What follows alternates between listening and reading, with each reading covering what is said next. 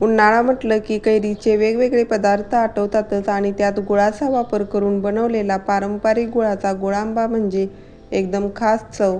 कच्च्या कैरीचा आंबटपणा आणि गुळाची नैसर्गिक गोडी याचं परफेक्ट कॉम्बिनेशन म्हणजे हा गोड, चविष्ट आणि तोंडाला पाणी सुटेल असा गुळांबा. पूर्वीपासून आपल्या घराघरात बनवली जाणारी ही पारंपरिक रेसिपी केवळ चवीला नाही तर शरीरालाही थंडावा देणारी आहे. आज आपण अगदी सोप्या पद्धतीने गूळ आणि ताज्या कैरीचा वापर करून स्वादिष्ट गुळांबा कसा बनवायचा ते पाहणार आहोत. नमस्कार, सानवी हेल्दी रेसिपीमध्ये सर्वांचं मनपूर्वक स्वागत. इथे मी 2 तोतापुरी कच्च्या कैऱ्या घेतलेल्या आहेत. या वजनी प्रमाणात म्हणाल तर बरोबर अर्धा किलो आहेत.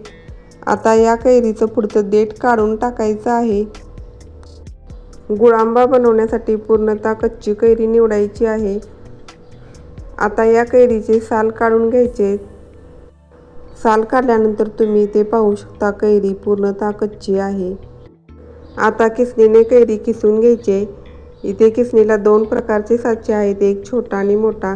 इथे मी मोठ्या साच्याने कैरी किसून घेणार आहे, म्हणजे मग गुळांबा बनवल्यानंतर गुळांब्याला छान असं टेक्स्चर येतं. अशा प्रकारे दोन्ही कैऱ्या किसून घ्यायच्या आहेत आणि मधला कोळीचा भाग असतो तो काढून टाकायचा आहे. इथे मी दोन्ही कैऱ्या किसून घेतलेल्या आहेत. अगदी छान असा किस पडलेला आहे. आता हा वाट्याने किस मोजून घ्यायचा आहे. इथे बरोबर 2 वाटी किस झालेला आहे. इथे गुळांबा मी पारंपरिक पद्धतीने बनवणार आहे, त्यामुळे गुळाचा वापर करणार आहे. तुम्हाला हवं असेल तर तुम्ही साखरेचा देखील वापर करू शकता.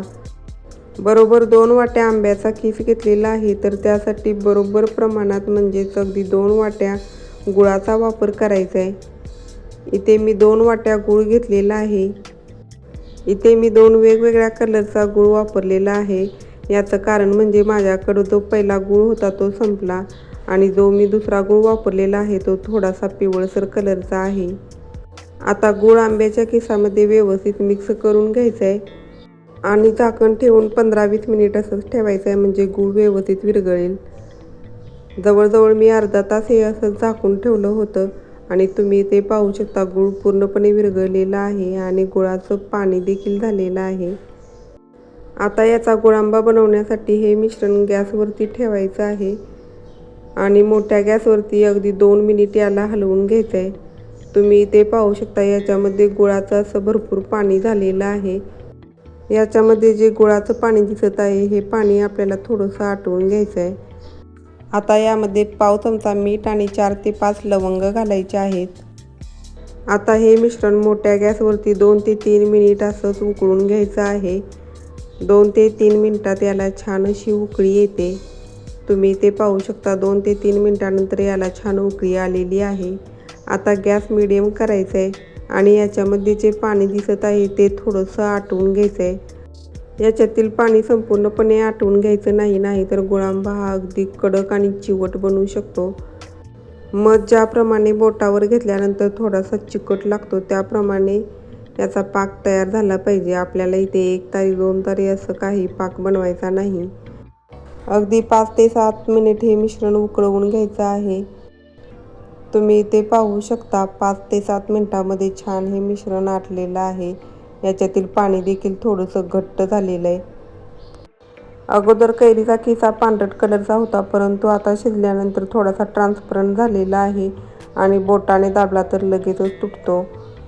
तसेच थोडासा पाक हा बोटावरती घ्यायचा आहे आणि थंड झाल्यानंतर चेक करून पाहायचं आहे.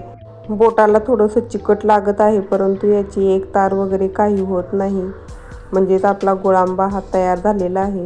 तुम्हाला आत्ता हे थोडंसं पातळ दिसत असेल, परंतु थंड झाल्यानंतर देखील हे पाणी थोडंसं आटलं जातं आणि अगदी परफेक्ट कन्सिस्टन्सी गुळांब्याला येते.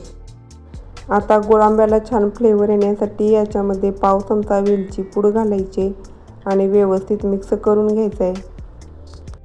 तुम्ही अशा प्रकारे गुळांबा बनवून थंड झाल्यावर एका एअरटाईट कंटेनरमध्ये भरून ठेवायचा आहे आणि अगदी वर्षभर हा गुळांबा टिकला जातो. कधी कधी जेवणामध्ये आवडीची भाजी नसेल तर तुम्ही तोंडी लावू शकता. तसेच लहान मुलांना देखील चपातीसोबत रोल बनवून देऊ शकता, ते अगदी आवडीने खातात. आता गुळांबा तयार झालेला आहे. लगेचच गॅस बंद करायचा आहे.